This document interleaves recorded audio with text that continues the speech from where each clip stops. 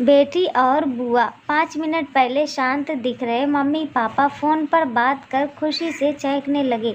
Dining room में नाश्ता कर रहे अपने बहू और बेटे के पास आकर बोले, कल सुधा आ रही है, अभी अभी फ़ोन पर बात हुई है, समधी भी साथ आएंगे। शशि, तुम कल दोपहर 4 बजे एयरपोर्ट चले जाना दोनों को लेने। इस सुधा को और कोई काम नहीं है क्या? जब देखो तब आ जाती है यहाँ पर। मैं नहीं जा पाऊँगा, मुझे और भी ज़रूरी काम है। क्या वो टैक्सी करके नहीं आ सकती यहाँ तक? शशि गुस्साई आवाज़ में बोल पड़ा। अपने बेटे के मुंह से अपनी बेटी के लिए ऐसे बोल सुन माँ एकदम दंग रह गई। अरे तबीयत तो ठीक है ना तेरी? कैसी पागलों की तरह बात कर रहा है। घर में 2 गाड़ियाँ होते हुए बहन को टैक्सी में आने के लिए कहता है। माँ बोली, रहने दो, मैं खुद जाकर ले आऊँगा। अपनी बेटी को करने दो उसे अपना काम, अभी सुधा का बाप जिंदा है और मैं नहीं चाहता कि मेरी बेटी को उसके ससुराल वालों से ताने सुनने पड़े कि इकलौती बेटी होते हुए भी उसे लेने गाड़ी नहीं भेजी या उसके स्वागत में कोई कमी रहेगी। पापा ने बेटे को अपनी नाराज़गी जताते हुए कहा। पापा, वो जब भी इस घर पर आती है तो सारी दिनचर्या बिगाड़ देती है। वो तो आराम से बैठी रहती है किसी महारानी की तरह। हम सबको उसके आवभगत में लगाना पड़ता है। मेरी पत्नी का तो पूरा दिन ही दीदी और जीजा जी के आगे पीछे उनके ऑर्डर पूरे करते हुए निकल जाता है। गुस्से से सुशी बोला, आज क्या हो गया है तुझे? कैसी बहकी बहकी बातें कर रहा है? बहन है तेरी, कोई पराई तो नहीं है। अब क्या है उसका इस घर में? शादी में दे दिया था ना हमने जितना देना था, फिर क्यों चली आती है बार बार यहाँ पर और हर बार बैग भर भर कर लेकर जाती है वो अलग। आपको समझना चाहिए वो सिर्फ हमें लूटने आती है और कुछ नहीं। शशि ने तंज कसते हुए कहा, तुझे क्या, अगर वो यहाँ से थोड़ा कुछ ले जाती है तो ये सब मेरी मेहनत की कमाई है और मैं जो चाहूँ करूँ। चाहूँ तो पूरा सुधा को दे दूँ। पापा गुस्से से लगभग कांपते हुए बोले।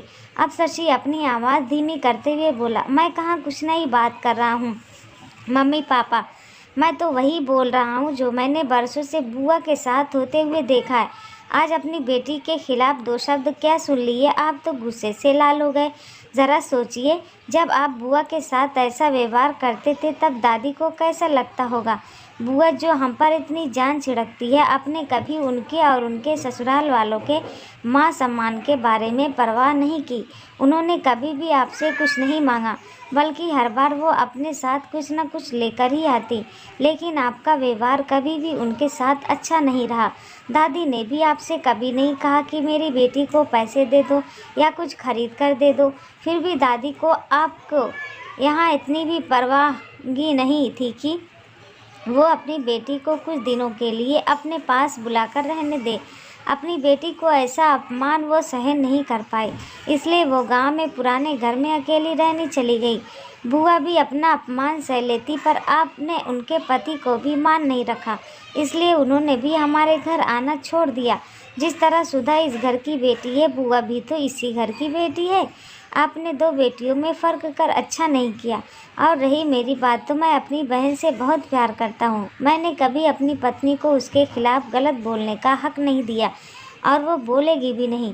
मैं खुद जाकर उसे लेकर आऊँगा, क्योंकि मुझे मेरी बहन पर गर्व है, अपने अच्छे भाई होने पर भी। हो सके तो मेरे इन कटु शब्द के लिए मुझे माफ़ कर देना। इतना कहकर शशि अपने ऑफिस के लिए निकल गया। माँ और पापा का सिर शर्म से झुक गया। थोड़ी देर की शांति के बाद पापा ने हिम्मत कर अपनी बहन को फ़ोन लगाया। बहन के फ़ोन उठाते ही वह फूट फूट कर रो पड़े और बोले, दीदी हमें माफ़ कर दीजिए। हमने इतने साल आपके साथ जो भी दुर्व्यवहार किया उसके लिए हमें सच में शर्मिंदा है। दीदी आपकी बहुत याद आ रही है, आप अपने घर आ जाइए, हमसे मिलने। अगर आप कहें तो मैं आ जाता हूँ आपको लेने।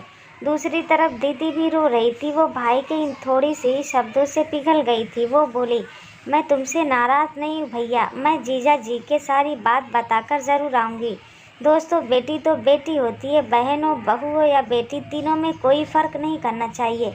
इन्हीं से घर को शोभा होती है और इन्हीं से घर खुशियों से भरा रहता है। दोस्तों, आपको ये कहानी कैसी लगी नीचे कमेंट करके हमें ज़रूर बताइएगा। अगर आपको ये कहानी पसंद आई हो तो अपने दोस्तों के साथ ज़रूर शेयर करें और ऐसी ही प्यारी कहानियाँ सुनने के लिए हमारे चैनल को सब्सक्राइब करके बेल आइकन को ऑल पे सेट करना ना भूलें। धन्यवाद।